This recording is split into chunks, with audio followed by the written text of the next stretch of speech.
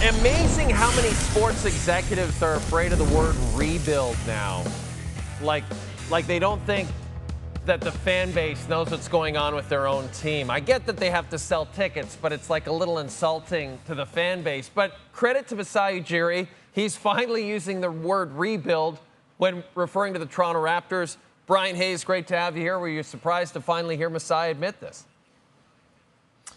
I was a little bit surprised by the timing because it's day one of camp, right? It's immediately right off the bat. That's what you're preaching to your fan base, and you're, I guess, beginning as of day one of camp, as opposed to maybe planting the seeds months in advance. But as you said, Jay, this fan base is not stupid. Like, the fans understand what's happening here with the Raptors. They understand that they're a very young team. The win total's hovering around 29 and a half on places like FanDuel. When you have a win total in the 20s, that's telling you what's coming. And as you said, a lot of executives historically throughout sports were really allergic to the word rebuild. They wanted to run from that as much as possible, where Masai is accepting it. The Montreal Canadiens accept it. They've got it up on Crave.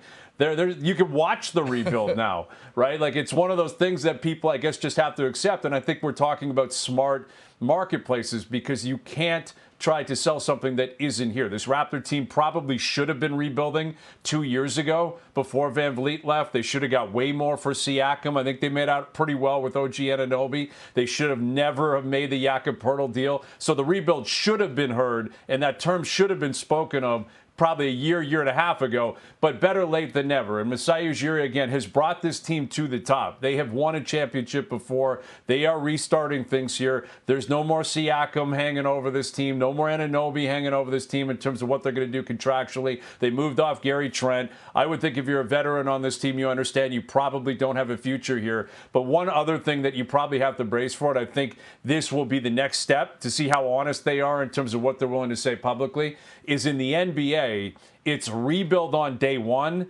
It's tank by the end of the season, right? By the trade deadline, it's tank. The verbiage changes a little bit. I'll be curious if Masai's willing to admit that. I have a feeling he won't be, and I'm pretty sure Adam Silver and ownership group would prefer to avoid that. You talk about ticket sales. But this is a rebuilding team. They're not that good. You might as well just admit it, because you're not fooling anybody at this point. Well, and down the street from Scotiabank Arena, the Blue Jays season is mercifully over, and we can, maybe look forward to a rebuild at some point, because this season was a disaster. And Mark Shapiro and Ross Atkins are scheduled to speak together on Wednesday, which likely means they're both returning, Bryan.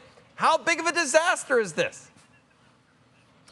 I think it sets up to be a pretty significant disaster if you're a fan of this Blue Jay team, and if you work in the marketing department, because I just don't think they can sell anything on Wednesday or moving forward that is going to have the majority of this fan base get back into the good books with Mark Shapiro and Ross Atkins. They've been here for a decade.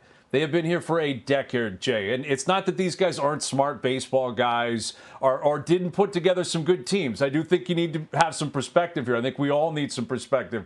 This year was horrible. 74 wins. That's a terrible season. And at no point was it positive, or did it look like there was going to be a shining light at the end of the tunnel. It was a massively disappointing year. But they have built good teams here. They have had playoff teams here.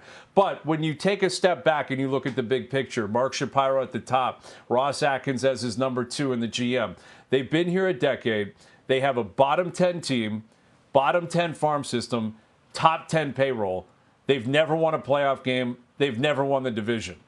Again, 10 years they've been here, bottom 10 team, bottom 10 farm system, top 10 payroll, never won a playoff game, never won the division. That's impossible to sell.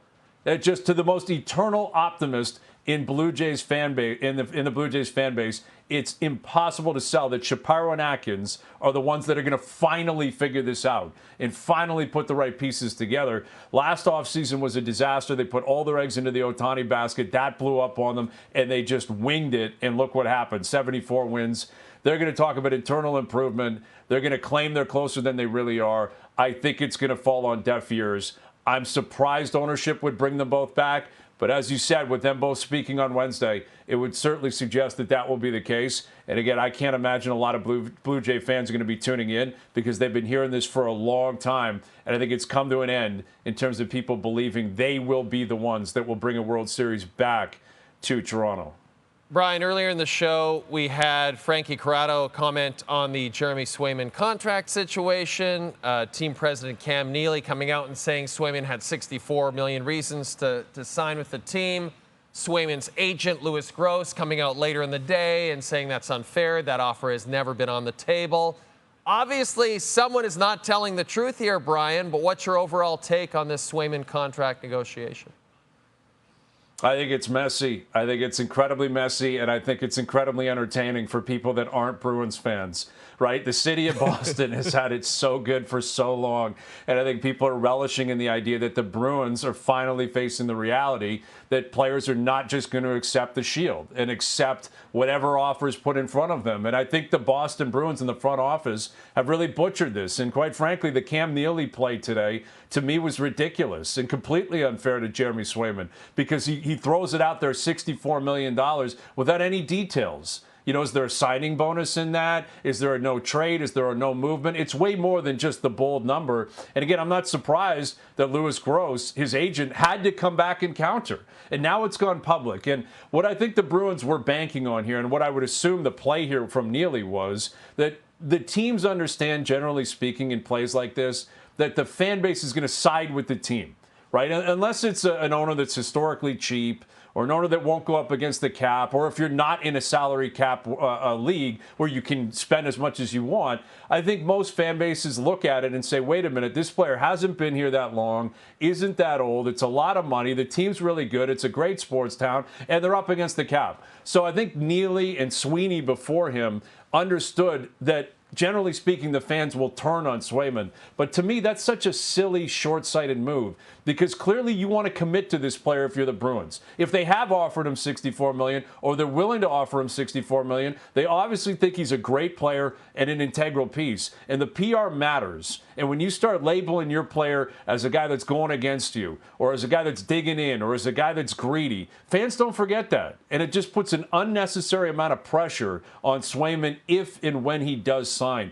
It's a silly move what Neely did today. I think Don Sweeney was showing his frustration a couple of weeks ago. Yep. The Bruins are flustered, and I can't wait to see how this one plays out. It's hard to believe they didn't have their ducks in a row when they traded away Linus Ullmark, but now it appears they really didn't have a plan at all. You know who always has a plan? This guy, Bryan Hayes. Just like Harvey's been serving Canadians delicious burgers for 65 years, Bryan's been serving up the hot takes since 1983. Thanks, buddy. Hot Takes is presented by Harvey's. Customize your burger and get it delivered from our app to your door. Harvey's, it's a beautiful thing.